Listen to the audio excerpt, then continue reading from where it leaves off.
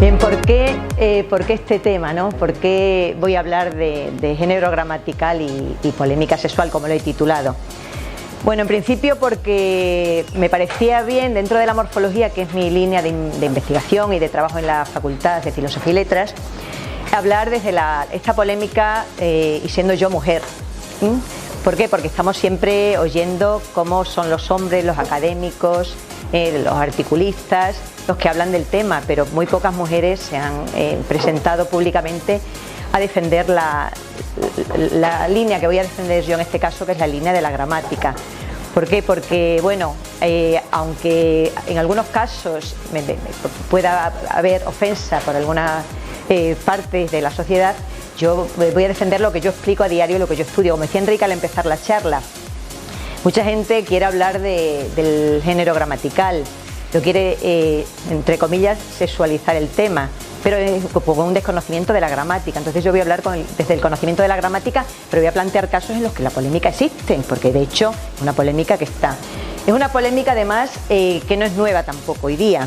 Yo, por ejemplo, fui de Erasmus en el año 91 a Alemania, y en Alemania era una polémica que estaba ya en la lengua alemana, o sea que no es exclusiva ni nueva ni exclusiva de la lengua española, se da en prácticamente todas las lenguas, siempre, sobre todo en los tiempos actuales en los que la mujer hemos subido en representación social y queremos también tener una representación lingüística. Recuerdo, por ejemplo, también un artículo que hizo el catedrático de lengua española de la Facultad de Filosofía y Letras, el profesor González Calvo, en el año 96, cuando en una junta de gobierno se pidió a la Universidad de Extremadura que redactase los estatutos. En el tema de la redacción de los estatutos, pues querían desdoblar las profesores, profesoras, estudiantes. Entonces, bueno, era un lío el que se nos estaba formando y le pidieron a él, como catedrático de lengua española, que hiciera un informe. Él hizo un informe desde el punto de vista de la gramática y luego publicó un artículo que tituló Género, sexo e ignorancia gramatical. Entonces, bueno, tenía mucho que ver con esto también que voy a hablar, y yo me he formado en esa línea en la universidad y es algo que explico a diario, por eso elegí precisamente este tema. Desde luego es un tema de debate social, porque, bueno, precisamente este tema no se debatiría en los años del franquismo, cuando basta ver los libros de la sección femenina para ver cómo era la mujer y cómo se trataba a la mujer socialmente. Tenía que pedir permiso hasta para ir al banco. Es un tema de debate social. Es, por supuesto, político, porque es verdad que también en muchas ocasiones se politiza el tema y ya te catalogan en una línea política, en otra según defiendas o no una postura. Y, por supuesto, para mí es un tema lingüístico, porque precisamente lo que se está poniendo en duda es la lengua. Si usamos bien el género masculino o femenino, o si lo vamos a confundir con sexo, como vamos a ver aquí. Y desde luego, como he dicho, también es un tema histórico, porque este tema yo no podría exponer esto ni hablar de sexismo lingüístico hace 50 años. Entonces, bueno, un tema histórico además en todos los países. Y también, ¿por qué este tema? Bueno, pues cuando contactaron conmigo fue justamente cuando salió lo de portavozas a la prensa y a toda la... Entonces, estábamos justo en esos días y dijeron, ¿qué tema hay de actualidad? Y dije, pues más de actualidad para mí que lo de portavozas, que estoy todo el día leyéndolo. Entonces, bueno, precisamente también quiero luchar contra lo que yo considero que son disparates lingüísticos. Portavozas, niñe, no sé pronunciarlo, por eso la arroba esta veremos después qué es impronunciable. Puede ser que visualmente digamos niñas y niños, pero yo no puedo pronunciarlo, y chicks tampoco. O lo que, por ejemplo, me ocurre, este año me ha ocurrido en una de las clases de morfología, que un grupo de chicos querían que yo dijera, yo normalmente llego y digo, hola, buenos días, ¿qué tal, chicos? Y me dicen, tienes que decir chiques. Bueno, pues me niego, porque no soy asturiana tampoco, Enrique, y empezar diciendo buenos días, le dije, entonces, ¿qué digo? Buenos días, chiques. Pues tienes que buscar un lenguaje inclusivo. Entonces, claro, ahí ya dije, es polémica la cosa, pero hay gente que lo debate y yo lo propongo en clase. Es decir, a mí me gusta que se pongan varias posturas, que digamos por qué eso es incorrecto, por qué portavozas es un disparate, que no va a ser tanto como miembras, que no es miembras tan disparate, pero portavozas por una cuestión meramente lingüística y gramatical lo es. Bien, Yo para este planteamiento tengo que partir de lo lingüístico propiamente dicho, y cuando hablamos del género gramatical tenemos que hablar de la flexión. La flexión es no es solo esto, no es solo las flexiones que hacemos para mantenernos en forma, es mover el cuerpo de alguna forma, pero la flexión en gramática sí que es un movimiento que hacen ciertas palabras que son variables para concordar en género y número. Entonces, ¿qué dice el diccionario? ¿Qué va a decir el diccionario del género? El género es una de las flexiones del nombre. El nombre cambia en género y en número. Eso es lo que llamamos flexión. La capacidad de moverse, de adaptarse al género y al número. El género, nos dice el diccionario, desde el punto de vista puramente gramatical, porque tomo solo la octava edición del diccionario de la Real Academia, dice que es la categoría gramatical inherente en sustantivos y pronombres, codificada a través de la concordancia en otras palabras, y que en pronombres y sustantivos animados puede expresar sexo. Y aquí tenemos dos palabras. Tenemos una categoría gramatical, género, y tenemos sexo, que veremos después. Entonces, el planteamiento lingüístico. Es decir, la flexión, el género es un elemento de la flexión de nombres, de pronombres, de las palabras que tienen flexión en español. Al igual que es un elemento de flexión, pues el número, el caso, la persona, el tiempo, el aspecto, el modo. Todo esto forma parte de la flexión, forma parte de la lengua, de la lingüística, pero esto no nos plantea a nosotros problemas, solo nos plantea problemas dentro de la flexión lo que es el género. Bien, este sería un planteamiento lingüístico. ¿Qué ocurre? Bueno, pues el morfema de género, por lo tanto, vamos a ver que es una categoría gramatical que se transmite a través de la flexión. Vamos a ver, no es algo exclusivo del español, esto ya existía en indoeuropeo. Compañera latinista puede ayudarnos. Y es un elemento que está presente en muchísimas lenguas, es decir, no solo lo tenemos en español. De hecho, en español solo tenemos dos, masculino y femenino, pero por ejemplo en otras lenguas, yo la que más conozco es el alemán. En el alemán tienen tres géneros, tienen masculino, femenino y neutro. Para muchas cosas es verdad que para muchas cosas es útil, porque dice, bueno, el chico, la chica, masculino, femenino, y luego el bebé. Y el bebé sería neutro en alemán. ¿Por qué? Porque es verdad que un bebé, cuando lo ves, no sabes si es niño o es niña. De hecho, yo siempre digo, ¿qué tal tu criatura? Porque así no sé, no meto la pata que me digan, no es una niña, ¿no? Porque cuando no va de azul y de rosa, que ahora veremos eso también, ¿no?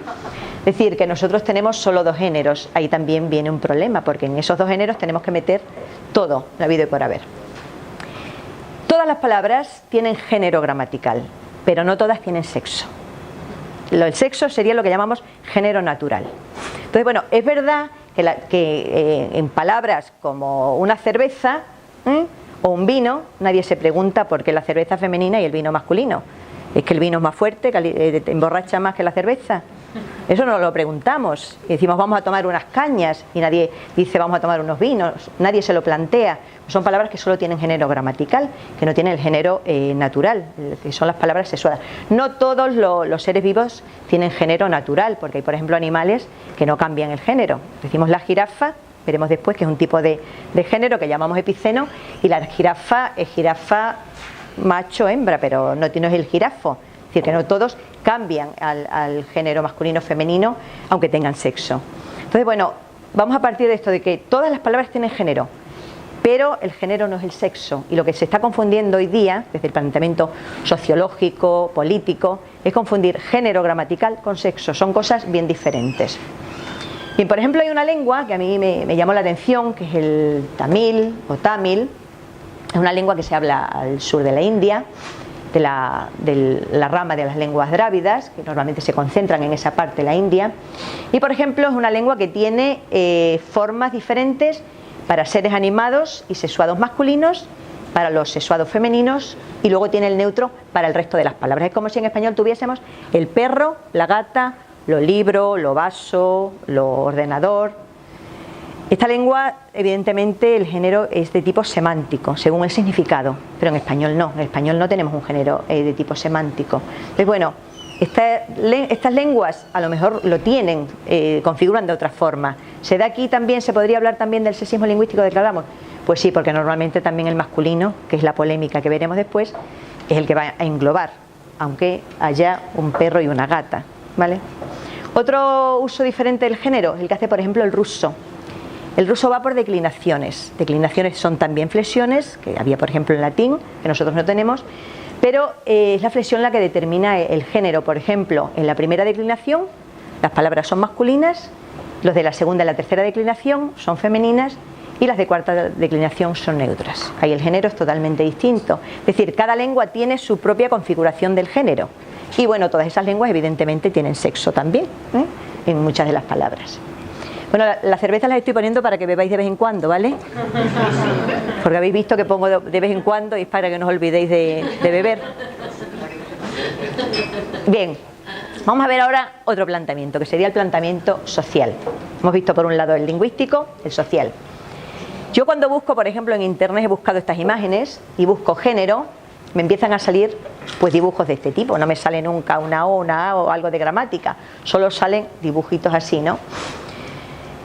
Hombre, mujer, el símbolo masculino, femenino. Aquí te ponen los estereotipos de género: fuerte, dominante, valiente, independiente, audaz, rudo, sentimental, dependiente, recatada, frágil, sumisa, dulce. El color rosa, el color azul.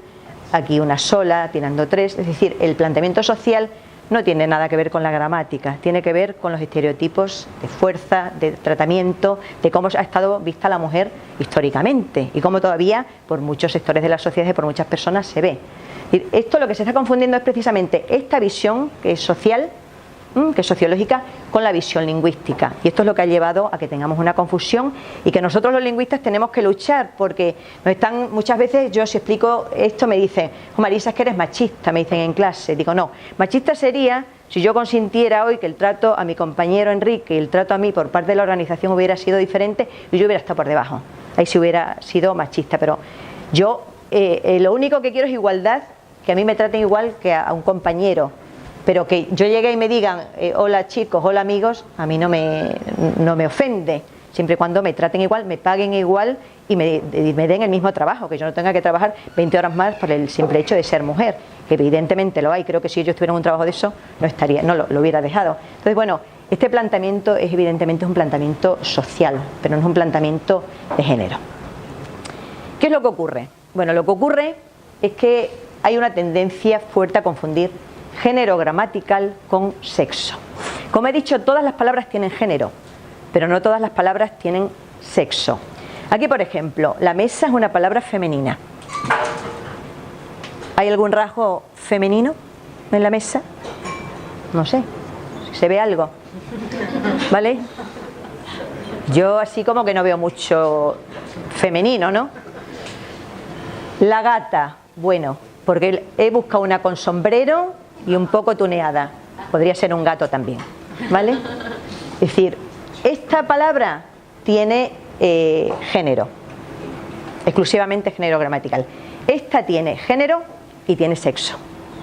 Entonces no confundamos los dos argumentos, una cosa es una y otra es otra. Vamos a ver otro ejemplo igual de visual. Aquí tenemos, el gato tiene género gramatical y este gato tiene género gramatical y tiene sexo. Es la misma palabra. Bueno, es polisemia que tenemos aquí. Aquí solo el género. Aquí es eso. Curiosamente, una cosa que me llama la atención: en el plano de los animales nunca hay machismo, ni feminismo, ni sexismo lingüístico. Nosotros, por ejemplo, vemos qué perros más bonitos. Voy a pasear perros al refugio San Jorge. Yo nunca he oído voy a pasear perras y perros y perras y... O sea, ¿por qué los animales no se ven afectados por ese machismo lingüístico? Tendríamos también que decirlo, porque ahí, digamos, la lógica funciona. La lógica solo afecta a las personas, no, pero sería también una cosa lógica, ¿no?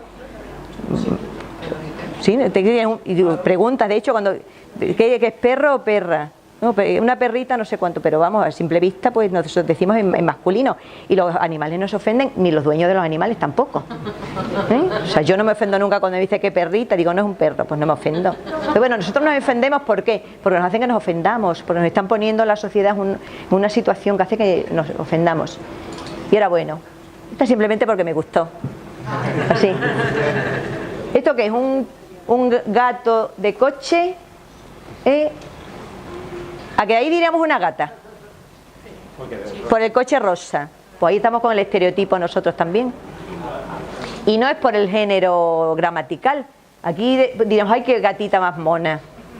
simplemente porque van en un coche rosa. Si fuera en un cochazo así como más estereotipadamente masculino, diríamos, mira qué gato más gracioso. Pero bueno, esta foto la busqué, me gustó y dije, bueno, pues lo voy a llevar para que veamos que el género y el sexo están muy estereotipados en la sociedad. Vamos a ver. El género gramatical, desde el punto de vista de la gramática, es algo arbitrario, es decir, normalmente, bueno, nosotros tenemos géneros heredados del latín, evidentemente, de otras lenguas de donde hemos tomado las palabras, pero es cierto que cuando se puso la primera vez el nombre, sobre todo en las palabras no sexuadas, también algunas sexuadas, es arbitrario. Yo podía haber dicho en lugar de la cerveza, el cerveza. De hecho, nosotros decimos la wifi o el wifi y no sabemos exactamente. Yo muchas veces digo, no sé, ¿cómo es el wifi o la wifi? Digo, pues no tengo ni idea. O lo que surgió la polémica hace años, ¿el burka o la burka? Pues hubo mucha polémica porque algunos periódicos ponían el burka, decían, bueno, es que el género en el país de origen es masculino, y ellos decían la burka porque acaba en A. Es decir, que en esas palabras es arbitrario y de hecho lo podemos ver en palabras como el sol, que en español es masculina, y en alemán es die Sonne, que es femenina. Es la misma realidad. ¿Por qué en España es masculino, más fuerte, que calienta más que en Alemania? Hombre, eso sí, pero no creo que sea esa la razón. La luna es una palabra que en español es femenina y fijaos, en alemán es justamente lo contrario, der Mond, es masculina. Ahí se cambia completamente la lógica. Más pequeña, más grande allí la luna que aquí, pues no lo sé, pero la luna casi no se ve en esos países de las nubes que hay. O sea que tampoco será por eso. La leche, esto podría tener explicación porque son lenguas de diferente origen.